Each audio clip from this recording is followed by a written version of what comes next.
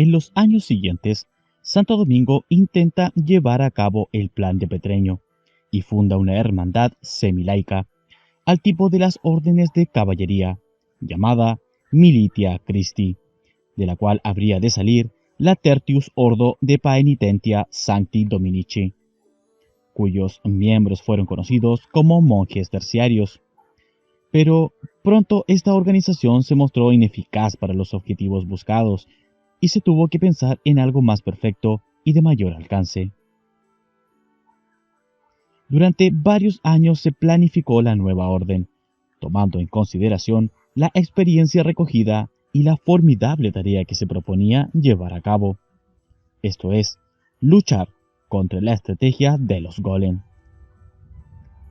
Colaboraban con Santo Domingo en tales proyectos un grupo de 16 iniciados, procedentes de distintos lugares del Languedoc, que se reunía periódicamente en Tolosa, entre los cuales se contaba el obispo Fulco.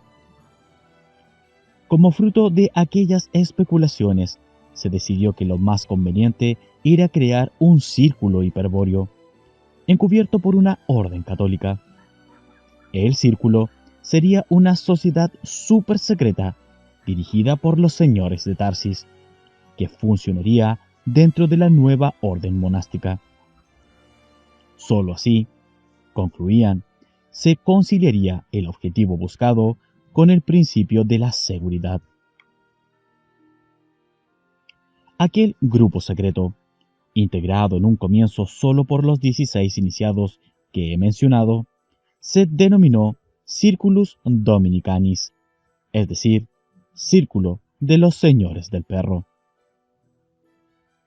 Tal nombre se explica recordando el sueño premonitorio de la madre de Domingo de Guzmán, en el cual su futuro hijo aparecía como un perro que portaba un hacha flamígera, y, considerando que para los iniciados en el fuego frío, el perro era una representación del alma, y el Señor, por excelencia, era el espíritu. En todo iniciado hiperbóreo, el espíritu debía dominar al alma y asumir la función de señor del perro. De allí la denominación adoptada para el círculo de iniciados, que además tenía la ventaja de confundirse con el nombre de Dominicani, es decir, dominicos, que el pueblo daba a los monjes de Domingo de Guzmán. Cabe agregar que ser señor del perro, en la mística del fuego frío, es análogo a ser señor del caballo, o sea, caballero, en la mística de la caballería, donde el alma se simboliza por el caballo. Uno de los iniciados, Pedro Celari, había donado varias casas en Tolosa. Unas fueron destinadas a lugares secretos de reunión del círculo y otras se adoptaron para el uso de la futura orden. Cuando todo estuvo listo, se procuró obtener la autorización de Inocencio III para la fundación de una orden de predicadores mendicantes, semejante a la formada por San Francisco de Asís en 1210.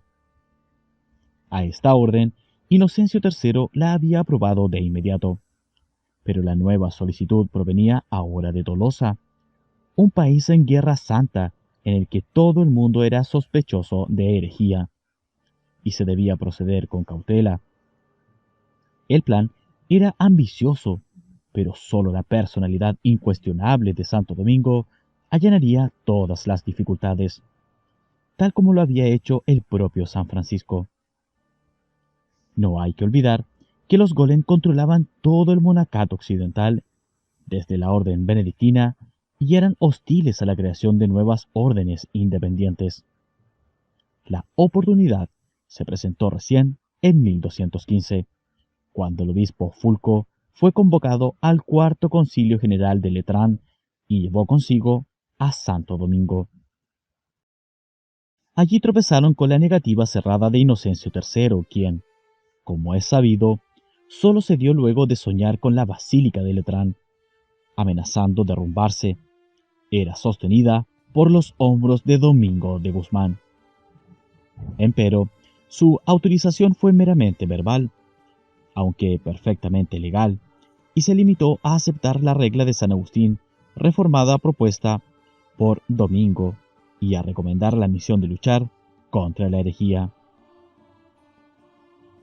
Luego de la muerte de Inocencio III, en 1216, Honorio III da la aprobación definitiva de la Orden de Predicadores, u Ordo Praedicatorum, y permite su expansión, ya que por entonces solo poseía los monasterios de Breuil y Tolosa. De entrada ingresan en la orden todos los clérigos de la Casa de Tarsis que, como dije, eran en su gran mayoría profesores universitarios, arrastrando consigo a muchos otros sabios y eruditos de la época. En poco tiempo, pues, la orden se transformó en una organización apta para la enseñanza de alto nivel. No obstante, que el primer capítulo general reunido en Bolonia, en 1220, declaró que se trataba de una orden mendicante, con menor rigor en la pobreza que la de San Francisco.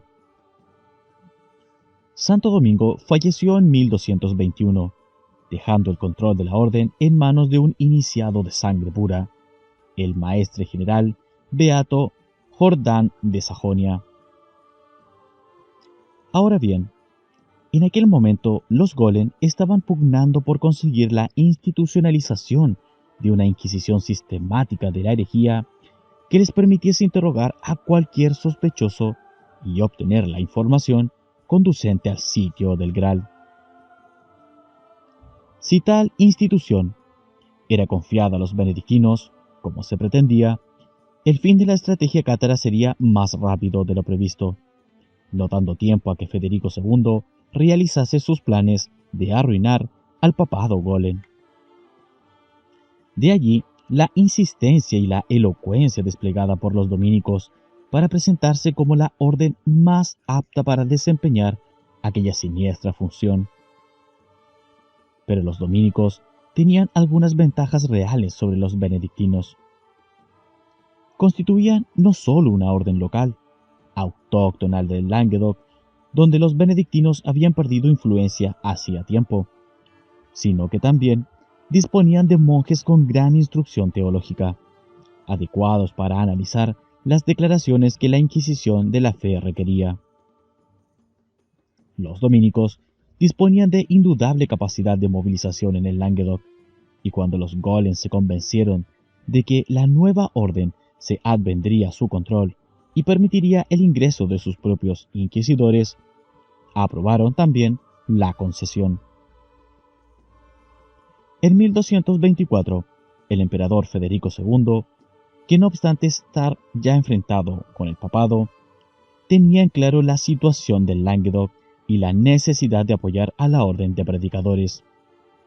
Renueva mediante una ley imperial la antigua legislación romana que consideraba los cultos no oficiales crimen de lesa majestad, es decir, pasibles de la pena de muerte. En este caso, la ley se aplicaría a la represión de la herejía. En 1231, a pesar de que ya estaban funcionando, de hecho, el Papa Gregorio IX instituye los tribunales especiales de la Inquisición y confía su oficio a las órdenes de Santo Domingo y San Francisco, esta última a instancia de Fray Elías, un agente secreto de Federico II en la orden franciscana, que sería ministro general de 1232 a 1239, y que al final, descubierto por los Golem, se pasaría abiertamente al bando gibelino. Empero, al poco tiempo solo quedarían los dominicos a cargo de la Inquisición. Tienen que quedar en claro dos hechos al evaluar el paso dado por la Orden de Santo Domingo al aceptar la responsabilidad de la Inquisición.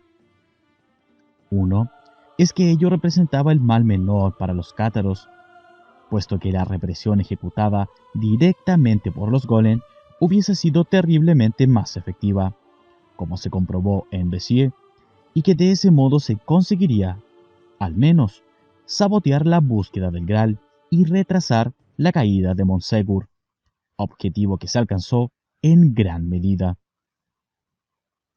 Y el otro hecho es que los señores de Tarsis eran perfectamente conscientes que la orden sería infiltrada por los golem y que estos abrirían las puertas a los personajes más crueles y fanáticos de la ortodoxia católica, quienes destruirían sin piedad ni remordimiento a los cátaros y a su obra.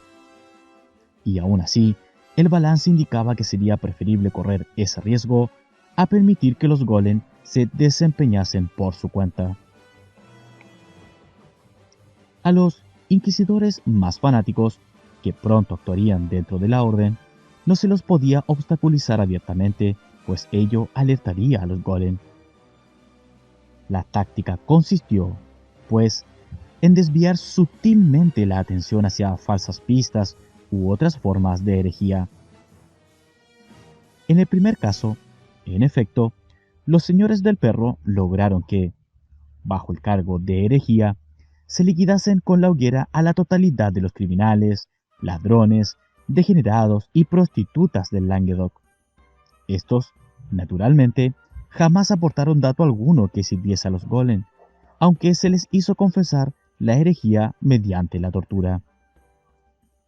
En el segundo caso, la Inquisición dominicana produjo un efecto no deseado por los golem benedictinos, que aquellos no fueron capaces de contrarrestar. Justamente, por las mismas razones que los señores del perro no podían impedir que los golem exterminasen a los cátaros, esto es, para no quedar en contradicción con las leyes vigentes. Los golem no podían impedir que se reprimiese a los miembros del pueblo elegido, fácilmente encuadrados bajo el cuadro de herejía. Y los señores de Tarsis, que no habían olvidado las cuentas que con ellos tenían pendientes desde la época del reino visigodo de España y la participación que les cupó en la invasión árabe, así como las intrigas posteriores para destruir a la casa de Tarsis, tenían ahora en sus manos, con la Inquisición, un arma formidable para devolver golpe por golpe. Así fue como los golem comprobaron con desagradable sorpresa que la represión de la herejía derivaba en muchas ocasiones en sistemáticas persecuciones de judíos, a los que se enviaba a la hoguera con igual o mayor saña que a los cátaros. Ese era, naturalmente, el efecto de la obra oculta de los señores del perro, que lamentablemente no fue todo lo efectivo que ellos deseaban, porque, al igual que a los cátaros, a los herejes judíos debía ofrecérseles la posibilidad de conversión al catolicismo, con lo cual salvaban la vida, cosa a la que estos solían acceder sin problemas, transformándose en marranos, es decir, conservando su religión en secreto y simulando ser cristianos, contrariamente a los hombres puros, quienes preferían morir antes que faltar al honor y mentir sobre sus creencias religiosas. En resumen, el tiempo fue pasando, la herejía cátara fue cediendo paso a la más tranquilizadora religión católica. Los furores iniciales de la Inquisición se fueron aplacando, y la orden de predicadores fue complementando su injustificada celebridad de organización represora con otra fama más acorde con el espíritu de sus fundadores, el de orden dedicada al estudio, a la enseñanza y a la predicación de la fe católica. El gran sistema teológico de la escolástica se debe en alto grado a la obra de notables pensadores y escritores dominicos, que en casi todos los casos no eran iniciados pero estaban guiados secretamente por ellos. Para desarrollar esta actividad, la orden se concentró en dos universidades prestigiosas, la de Oxford y la de París. Bastará con recordar que profesores como el alemán San Alberto Magno o Santo Tomás de Aquino fueron dominicos, para comprender que la fama adquirida por la orden estaba aquí sí, plenamente justificada. Pero fueron también dominicos Rolando de Cremona, que enseñó en París entre 1229 y 1231, Pedro de Tarantasia, que lo hizo desde 1258 a 1265 y llegó a ser papa con el nombre de Inocencio V en 1276. Rogerio Bacon, Ricardo de Fisher y Vicente de Beauvoir en Oxford, etc. Hay que tener presente, Dr. Signagel, que los señores de Tarsis poseían la sabiduría hiperbórea y, en consecuencia, obraban de acuerdo a una perspectiva histórica milenaria. Consideraban, por ejemplo, que aquellas décadas de influencia golem eran inevitables, pero que, finalmente, pasarían. Llegaría entonces el momento de expurgar la orden, porque eso era lo estratégicamente importante: preservar el control de la orden y la institución de la Inquisición para una oportunidad futura. Cuando ésta se presentase, toda la fuerza del horror y la represión desatada por los golem cistercienses, como en un golpe de jiu-jitsu, podría ser vuelta en contra de sus propios generadores. Y nadie se sentiría ofendido por ello, especialmente en el Languedoc. El peso de la estrategia, según se advierte, descansaba en la capacidad del círculo de los señores del perro para mantener en secreto su existencia y conservar el control de la orden. Ello no sería fácil, pues los golem acabaron por sospechar que una extraña voluntad frustraba sus planes desde adentro mismo de la organización inquisidora. Mas, cada vez que alguien se acercaba a la verdad, los dominicanis lo ejecutaban ocultamente y atribuían la muerte a previsibles venganzas de los herejes occitanos.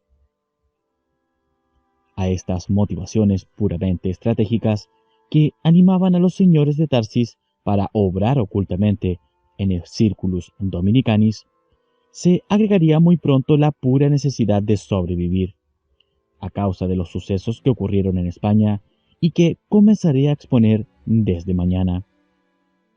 Como se verá, la destrucción de la Orden Templaria y con ello el efectivo fracaso de los planes sinárquicos de la Fraternidad Blanca se convertiría en una cuestión de vida o muerte para la Casa de Tarsis.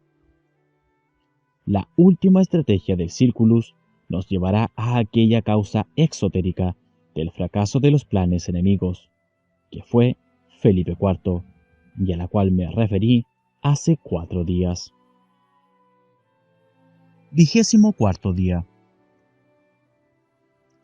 Mientras la orden de predicadores se desarrollaba de acuerdo a los planes de los señores de Tarsis, algo terrible iba a ocurrir en España: el regreso de Bera y Besa. Y poco faltó, Dr. Signagel, para que aquel acontecimiento no significara el fin de la Casa de Tarsis.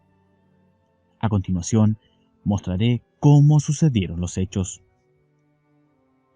Recuerde, doctor, que la antigua Onuba, ciudad mayor de la Turdetania, se encontraba desde el siglo VIII bajo la dominación árabe, quienes la denominaban Huelva. En el año 1011, era cabeza de uno de los reinos de Taifás, siendo su primer soberano Abu Said Mohammed ben Ayyub, seguido por Abul Mossad Abdalaziz. Pero en 1051 fue prontamente anexionada al reino de Sevilla y así permaneció hasta 1248. Como ya expliqué, durante esos siglos de ocupación árabe, la Casa de Tarsis sobrevivió sin problemas y alcanzó un envidiable poderío económico. La villa de Turdes, cuya existencia dependía en lo esencial de las propiedades que los señores de Tarsis explotaban en la región, había crecido y prosperado bastante, contando entonces con unos 3.500 habitantes, aparte del núcleo directo de la familia Tarsis-Walter, que habitaba la residencia señorial y se componía de unos 50 miembros. Vivían en la villa de Turdes varias familias del linaje de la Casa de Tarsis, pero de líneas sanguíneas colaterales.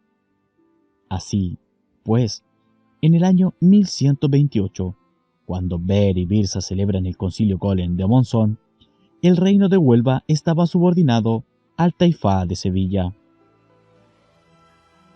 El rey de Castilla y León, Fernando III el Santo, reconquista Sevilla en 1248, pero muere allí mismo en 1252.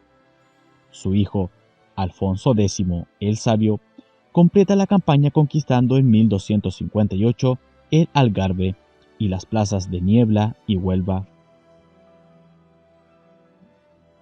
Dio el rey esta región como dote de su hijo natural Beatriz, quien la unió a la corona de Portugal al casarse con Alfonso III.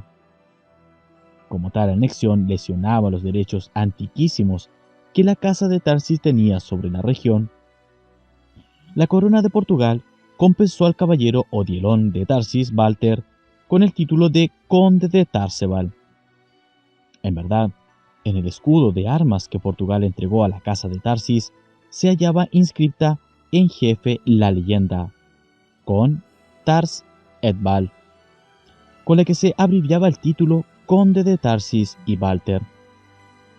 La posterior lectura directa de la leyenda terminó por aglutinar las sílabas de la abreviatura y formar aquella palabra Tarsebal, que identificó a la Casa de Tarsis en los siglos siguientes.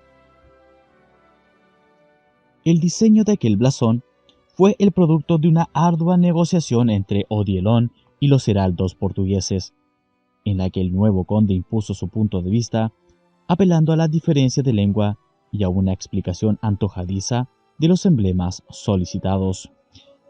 Suponiendo que en la antigua Lusitania nada recordaban ya sobre la Casa de Tarsis, reclamaron el grabado de muchos de los símbolos familiares en el escudo de armas.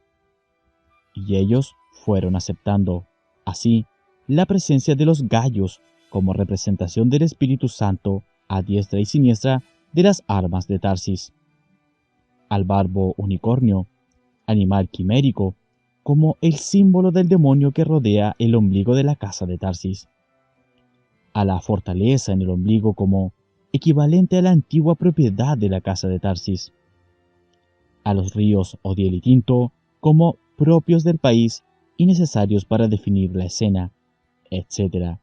Y, finalmente, incluyeron la imagen de la espada sabia como expresión de la dama, a la sazón la Virgen de la Gruta, a la que los caballeros de Tarsis estaban consagrados. Sobre la hoja, los heraldos grabaron el grito de guerra de los señores de Tarsis: Honor et Mortis. El siguiente rey de Castilla y León, Sancho IV, reintegró la región de Huelva a la corona de Castilla e instaló como señor a don Juan Mate de Luna, pero asimiló el título y las armas de la Casa de Tarsis a dicho reino.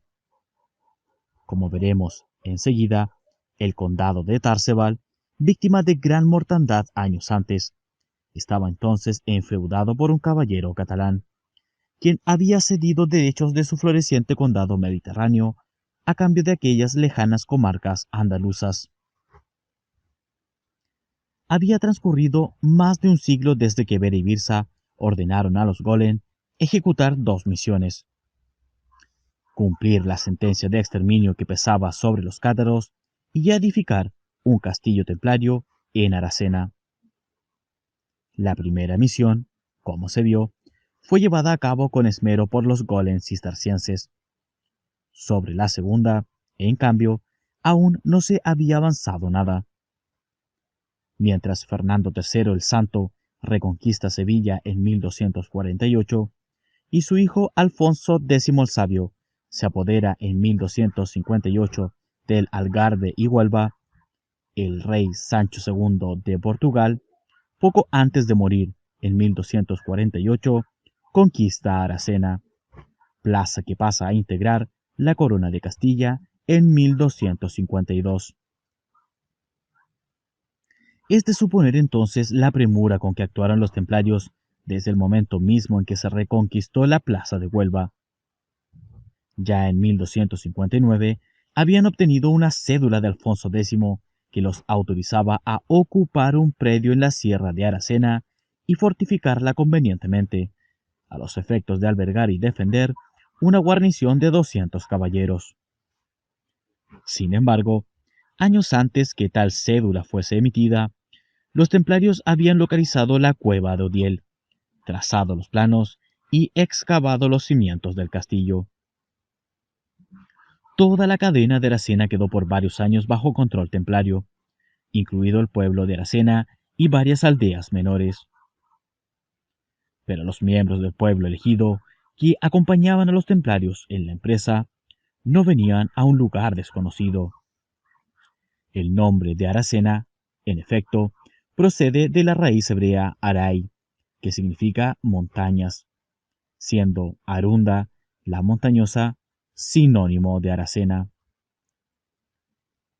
Esta curiosa etimología no tiene nada de misteriosa si se piensa que la aldea fue fundada por los comerciantes judíos que viajaban con los fenicios durante la ocupación de Tarshish, 1000 años antes de la era actual.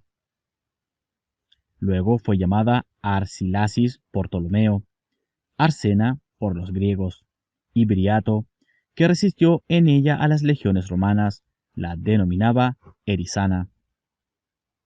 Para los árabes fue Dar Hasen y, a causa de la horrible comida que los sarracenos hicieron cuando los cristianos tomaron por sorpresa la villa, la Caracena Mora. A partir de 1259, se despacharon tropas hacia Aracena desde muchas plazas de España y aún de Francia, de suerte que durante la construcción del castillo permanecieron acampados 2000 caballeros, asistidos por 3000 hermanos sirvientes. Aquellas fuerzas se distribuyeron alrededor de las colinas y ejercieron una rigurosa vigilancia para impedir que los pobladores cercanos de Cortegana, Almonáster la Real, Salamea la Real u otras ciudades pudiesen acercarse y observar las obras. Los compañeros de Salomón, el gremio masón controlado por el Cister, concurrió a solicitud del gran maestre, pues, aunque la Orden del Temple contaba con su propia división especializada en construcciones militares, esta fortaleza tendría algo diferente.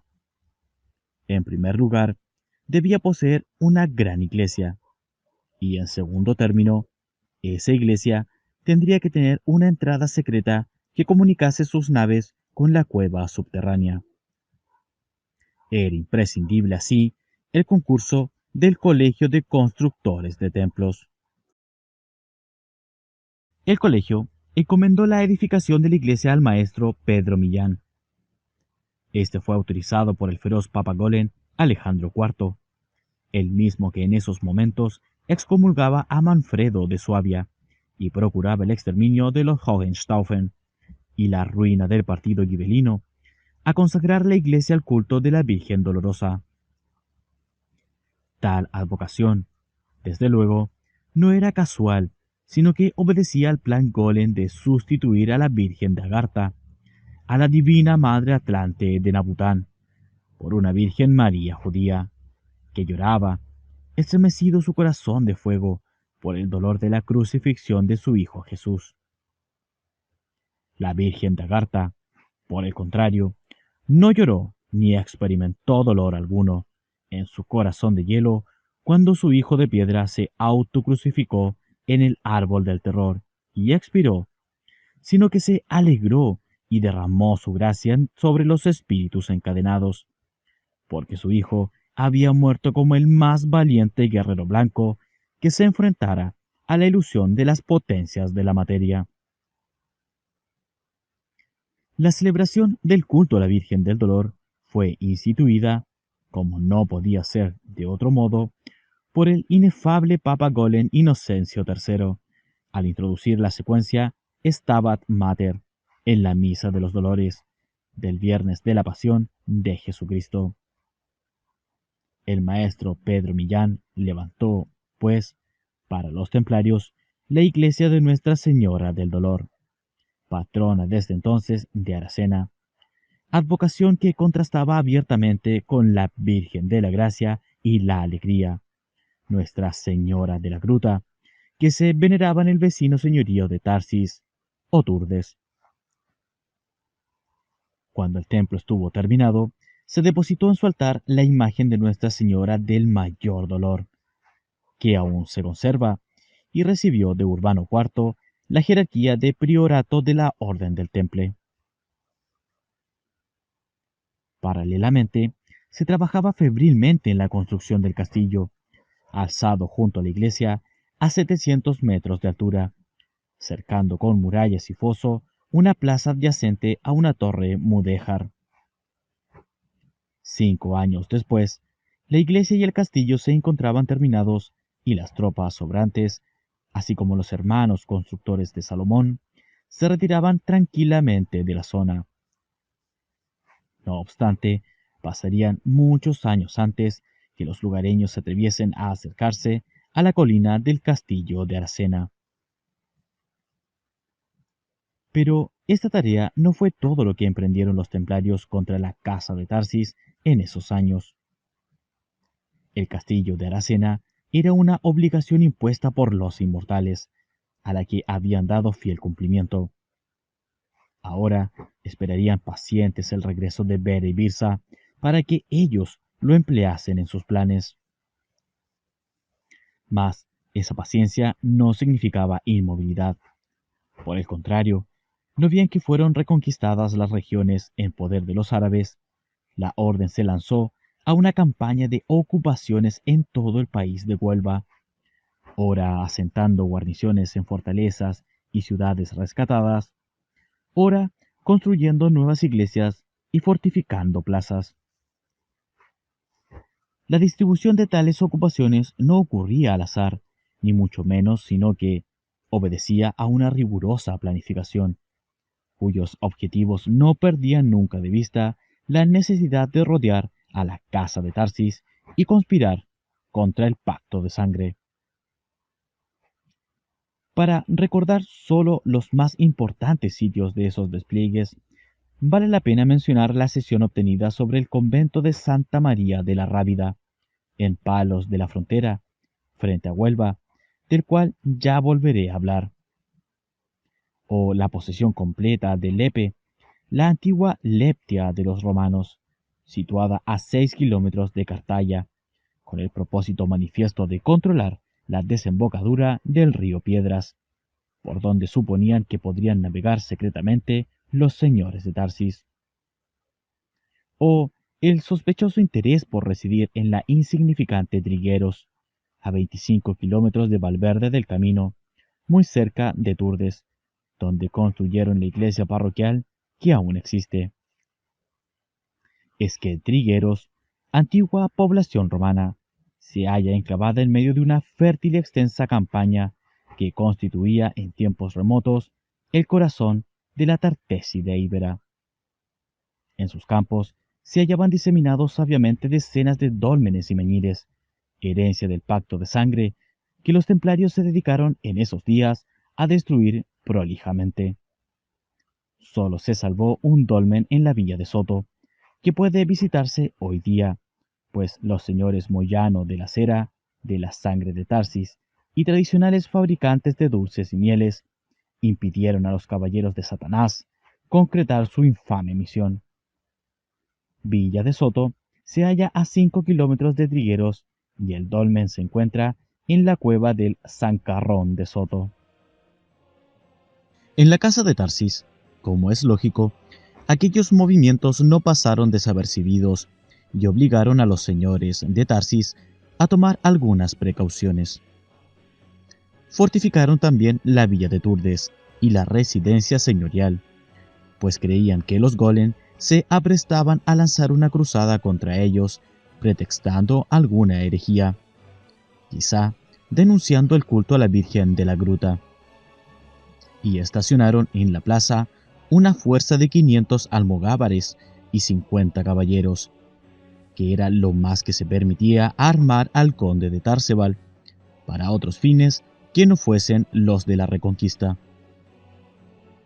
Lamentablemente, nada de eso sería necesario, pero los señores de Tarsis no acertaron, una vez más, a prevenir los planes diabólicos de Bera y Birsa. A todo esto, se preguntará usted, Doctor Signagel, ¿qué fue de la espada sabia? Desde el día en que cayó Tartessos y las Brayas la ocultaron en la caverna secreta. La respuesta es simple. Permaneció en la caverna todo el tiempo, es decir, durante unos 1700 años hasta ese momento. Se llevó a cabo, así, el juramento que hicieron entonces los hombres de piedra. La espada sabia no sería expuesta nuevamente a la luz del día hasta que no llegase la oportunidad de partir, hasta que los futuros hombres de piedra viesen reflejada en la piedra de Venus la señal lítica de Kata-Agar.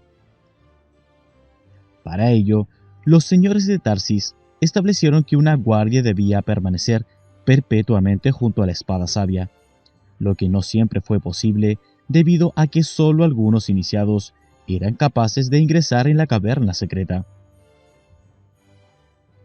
Como recordará Doctor, la entrada secreta estaba sellada por las brunas de Nabután desde la época de los Atlantes Blancos y resultaba imposible localizarla a todo aquel que no fuese un iniciado hiperbóreo. Las brunas eran signos increados y sólo podían ser percibidas y comprendidas por quienes dispusiesen de la sabiduría del espíritu increado, es decir, por los iniciados en el misterio de la sangre pura, por los hombres de piedra, por los guerreros sabios. Sin embargo, salvo algunos cortos y oscuros períodos, la casa de Tarsis nunca dejó de producir iniciados aptos para ejercer la guardia de la espada sabia. Pero ya no eran tan numerosos como en los tiempos de Tartessos, cuando el culto del fuego frío se practicaba a la luz de la luna y existía un colegio de hierofantes. En los siglos siguientes, hubo que ocultar la verdad del fuego frío a los romanos, visigodos, árabes y católicos, reduciéndose la celebración del culto al ámbito estrictamente familiar. Inclusive, dentro de aquel ámbito familiar reservado, se debía convocar solo a quienes demostraban una conveniente predisposición gnóstica para afrontar la prueba del fuego frío, que en nada había cambiado y seguía siendo tan terrorífica y mortal como antes.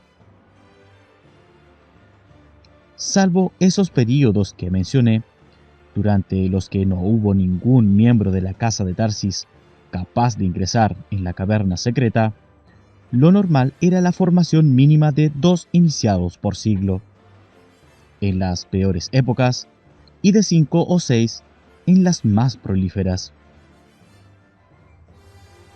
Si el iniciado era una dama de Tarsis, se le daba el título de Braya, en recuerdo de las guardianas íberas. Si se trataba de un caballero, se lo denominaba Noyo, que había sido el nombre, según los Atlantes Blancos, de los pontífices hiperbóreos que en la Atlántida custodiaban el Ark, vale decir, la piedra basal, de la escalera infinita que ellos sabían construir y que conducía hacia el origen. Es obvio que, para cumplir con el juramento de los hombres de piedra, los Noyos y las Brayas tenían que convertirse en ermitaños, es decir, tenían que alojarse en la caverna secreta y permanecer todo el tiempo posible junto a la espada sabia. Nadie podría servirles porque nadie, más que ellos, podían entrar en su morada. Pero aquella soledad carecía de importancia para los iniciados.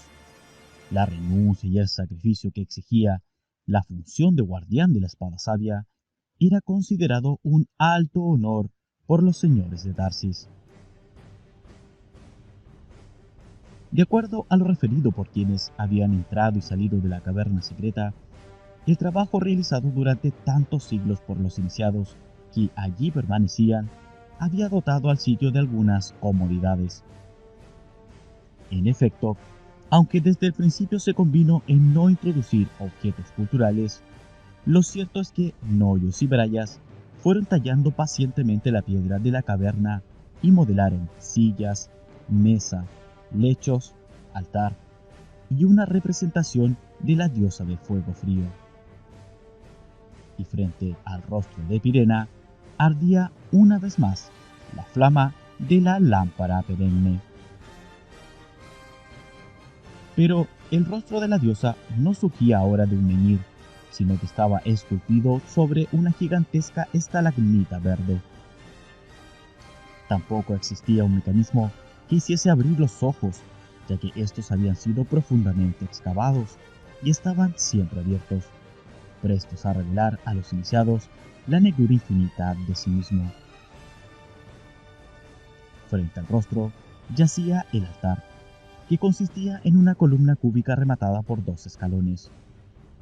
La superficie del escalón superior llegaba al nivel del mentón de la diosa y, sobre ella, había un agujero vertical en el que se introducía la empuñadura de la espada sabia hasta el arriaz, de suerte tal que la misma quedaba parada y alineada con la nariz de la diosa, como si fuese un eje de simetría del rostro.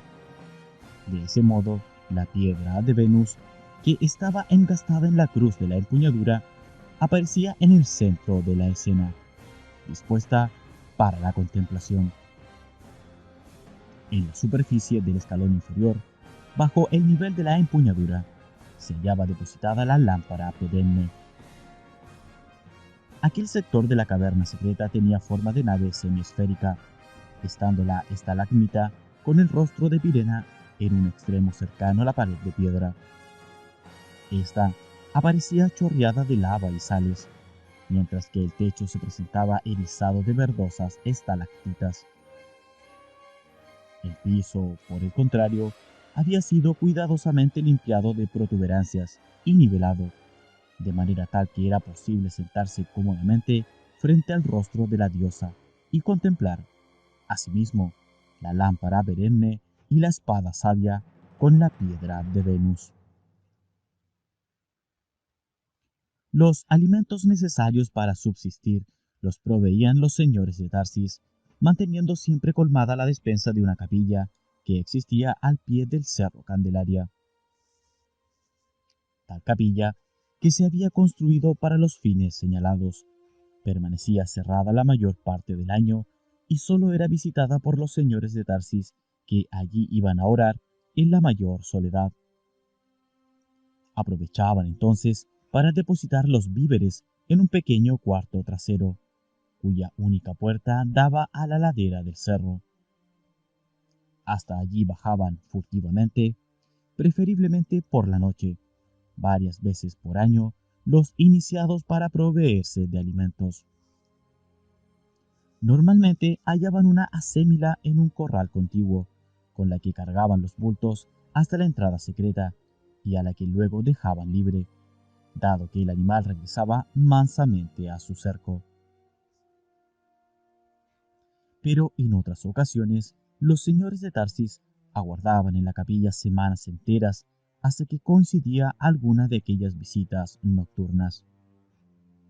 Entonces, en medio de la alegría del reencuentro, los noyos o las brayas recibían noticias de la casa de Tarsis.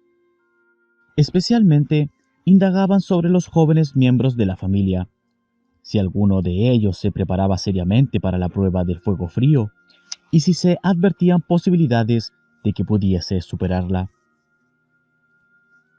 Nada preocupaba más a los hombres de piedra y a las damas Calibur que el no ser reemplazados por otros iniciados, que la espada sabia quedase sin custodia.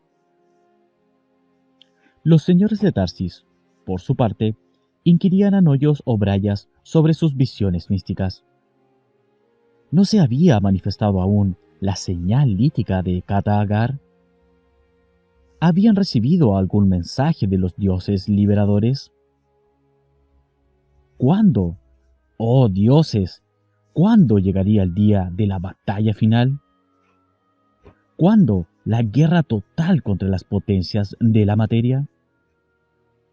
¿Cuándo abandonarían el universo infernal? ¿Cuándo el origen? Siempre había ocurrido de manera semejante. hasta entonces, porque desde que el castillo de Aracena estuvo terminado, a unas decenas de kilómetros del Cerro Candelaria, un halo de amenaza pareció extenderse por toda la región. Hubo, pues, que extremar las medidas de precaución para abastecer la caverna secreta y se redujeron al mínimo los encuentros con los iniciados ermitaños. En aquel entonces habitaban la caverna secreta 3 iniciados. Una anciana Braya, mujer de más de 70 años, que durante 50 años jamás abandonó la guardia. Un Noyo de 50 años, Noso de Tarsis, que hasta los 30 fue presbítero en la iglesia de Nuestra Señora de la Gruta, y ahora estaba oficialmente muerto. Y un joven Noyo de 32 años, Godo de Tarsis, que cumplía la función de aprovisionar la caverna secreta.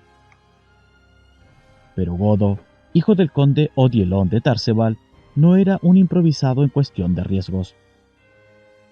Llevado de niño a Sicilia por uno de los caballeros aragoneses que servían en la corte de Federico II, fue paje en el palacio de Palermo y luego escudero de un caballero teutón en Tierra Santa. Nombrado a su vez caballero, a los 20 años, ingresó en la Orden de Caballeros Teutones y luchó 5 años en la conquista de Prusia. Hacía 7 años que permanecía de guardia en la caverna secreta, aunque pasaba por estar aún combatiendo en el norte de Alemania. Se trataba, pues, de un guerrero experto que sabía moverse con precisión en el campo de batalla. Sus incursiones a la capilla eran cuidadosas y estudiadas, procurando evitar la posibilidad de ser sorprendido por el enemigo. Esto lo aclaró para descartar el caso de que un descuido fuese el responsable de lo que aconteció luego. Lo cierto es que el enemigo conocía aquel sitio, y esto no lo ignoraban los miembros de la casa de Tarsis. Según la saga familiar, en efecto, en el lugar donde se levantaba la capilla del Cerro Candelaria, los inmortales Bera y Birsa habían asesinado a las Brayas 1700 años antes. De allí que los señores de Tarsis pensasen en cambiar el punto de aprovisionamiento. Pero la intensa vigilancia que mantenían sobre Aracena no revelaba movimiento alguno en dirección de la capilla, y las cosas siguieron así durante los 4 años siguientes. Cada 3 o 4 meses el Noyo Godo descendía de la sierra en forma sorpresiva e imprevisible y procedía a transportar las provisiones a la caverna secreta. Y solamente una vez al año establecía contacto con alguno de los señores de Tarsis. Pero las noticias eran invariablemente las mismas. Los templarios no efectuaban ningún movimiento en aquella dirección. Mas, aunque no actuasen, ahora estaban allí, demasiado cerca, y su presencia constituía una amenaza que se percibía en el ambiente. Naturalmente, los templarios no actuaban porque estaban esperando a los inmortales, y aquellos finalmente llegaron, 140 años después del asesinato de Lupo de Tarsis, en la fortaleza de Monzón. Un barco de la Armada Templaria, proveniente de Normandía, los desembarcó en Lisboa en 1268, junto al abad de Claraval, el gran maestre del Temple, y una custodia de 15 caballeros. El gran maestre explicó a la reina Beatriz que la expedición tenía por destino el castillo de Aracena, donde se iba a nombrar un provincial, obteniendo todo su apoyo y la consecuente autorización del rey Alfonso III. La presencia de Bera y Birsa no fue notada allí porque simulaban ser hermanos sirvientes y vestían como tales. Días después, los viajeros tomaban la antigua carretera romana que iba desde Olisipo, Lisboa, a Hispalis, Sevilla, y pasaba por Corticata, Cortegana, a pocos kilómetros de Aracena. Ya en Aracena los inmortales aprobaron todo lo hecho por los templarios en cuanto a la edificación del castillo. En el interior de la iglesia, en el piso del ábside, estaba la puerta trampa que comunicaba con la cueva de Odiel. En verdad, la cueva no se hallaba exactamente abajo de la iglesia, sino que había que llegar a ella por un túnel en rampa, al que se accedía por una escalera de madera desde el ábside. Pero Bera y Birsa pasaron por alto los detalles de la construcción, pues su interés mayor radicaba en la cueva. La exploraron palmo a palmo, durante horas, hablando entre ellos en un lenguaje extraño que sus 4 acompañantes no se atrevían a interrumpir. Estos eran el abad de Claraval, el gran maestre del temple, ambos golem, y 2 preceptores templarios, expertos en lengua hebrea, vale decir, 2 rabinos, representantes del pueblo elegido.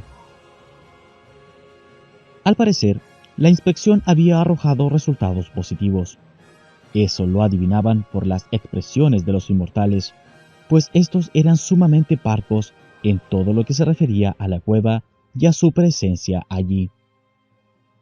En todo caso, solo hicieron una solicitud: que se adaptase a cierta forma simbólica, que describieron con precisión el espejo de un pequeño lago subterráneo, el cual estaba nutrido por un hilo de agua de ínfimo caudal.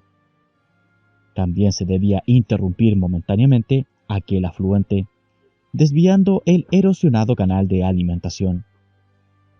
Y había que distribuir en determinados lugares, en torno del lago, 7 candelabros menorá. 25º día. Los inmortales expusieron la situación actual al cisterciense, al templario y a los rabinos.